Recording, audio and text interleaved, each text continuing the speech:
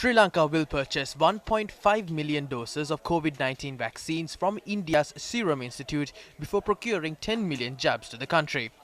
Accordingly, the State Pharmaceutical Corporation had signed an agreement to import the first batch of vaccines at a cost of 526 million rupees yesterday.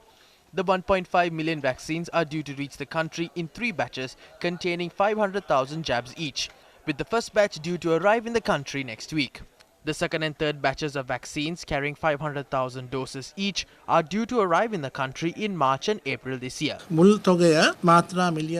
Yesterday, an agreement was signed to import 1.5 million vaccines to the country. Today, we will receive the agreement to import the remaining 8.5 million jabs. We will take steps to sign that. We're in the process of making the payments to import the first batch of 500,000 vaccines.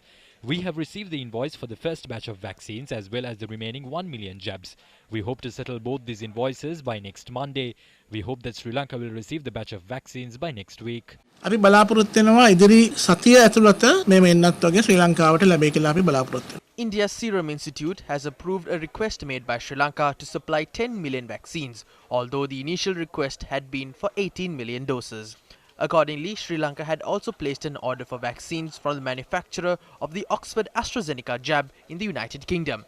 The production cost of a vaccine at India's Serum Institute that stood at $3 has now increased to $5.25.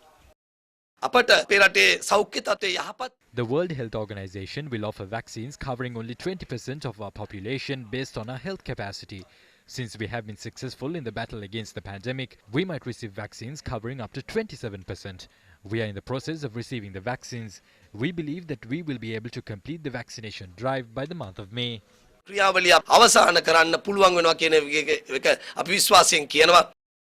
Meanwhile, the Oxford AstraZeneca vaccine, manufactured under the brand name Covishield, was administered among parliamentarians today as well.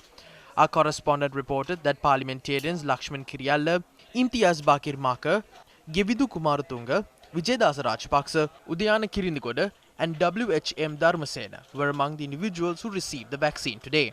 MP Arundika Fernando had not been provided with the COVID-19 vaccine as he has tested positive for the virus last month.